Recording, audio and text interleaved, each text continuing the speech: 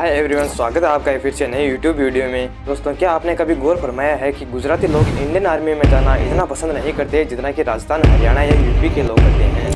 क्यों किसी army regiment में गुजरातियों का रेशियो अदर स्टेट्स की तुलना में बहुत ही कम है। और क्या केवल आर्म फोर्सेज ज्वाइन करके ही देश की सेवा की जा सकती है? तो तैयार हो जाइए दोस्तों इन मुद्दों को खुलकर देखने और सुनने में।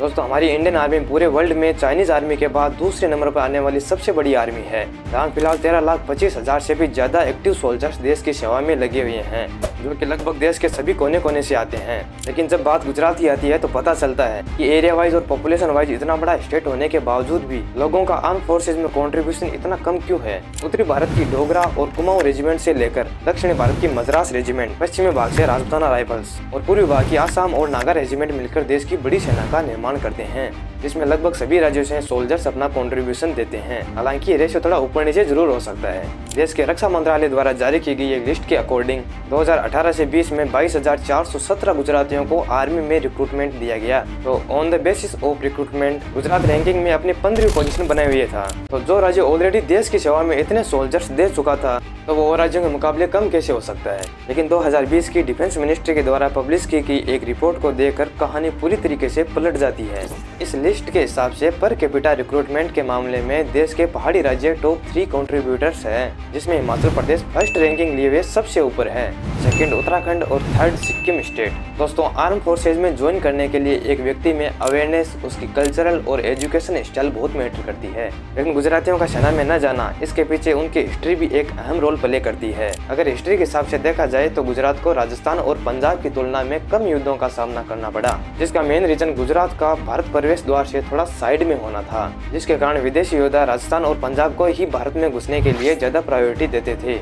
और इसी कारण युद्धों से बचने के लिए लगातार इन राज्यों में सेनाओं का निर्माण होता गया। वहीं दूसरी ओर गुजराती लोगों पर कंपैरेटिवली खतरा बहुत कम था, जिसके कारण इनका इकोसिस्टम वॉर ओरिएंटेड न होकर बिजनेस ओरिएंटेड होने लगा। गुजरात के इस इकोसिस्टम को बनाने में वहां के पोर्ट्स ने भी बहुत अहम रोल प्ले किया है, जो दुनिया भर के व्यापारियों को समुद्री मार्ग के जरिए भारत में प्रवेश करवाता। यानी कि इनके सेना में न जाने का एक मुख्य कारण इनके पूर्वजों का ही इंटरेस्ट कम होना हो सकता है। गुजरातियों का आर्म फोर्स से ज्वाइन न करने का दूसरा सबसे बड़ा कारण है वहाँ का बिजनेस कल्चर, जो करीब 2000 सालों से चला आ रहा है। लोथल में मिले डॉकयार्ड से हमें पता चलता है कि प्राचीन काल से ही समुद्री मार्गों के जरिए यहाँ पर व्यापार होता आया है। हड़प्पा काल से ही गुजरात को कपड़ा एक्सपोर्ट में बड़ा केंद्र माना गया है। इसलिए यह कहने में तो कोई दो राय नहीं है कि भारत को बिजनेस के सेक्टर में जल्दी से आगे ले जाने वाला राज्य गुजरात है, जहां देश का 1/4 निर्यात गुजरात से होता है। 1/4 कॉटन देश का गुजरात से प्रोड्यूस हो रहा है और पूरी दुनिया के 100 में से 80 डायमंड की पॉलिश गुजरात के सूरत में की जाती है। और अपनी इन्हीं बिजनेस खामियों की वजह से गुजरात भारत की तीसरी सबसे बड़ी इकोनॉमी है।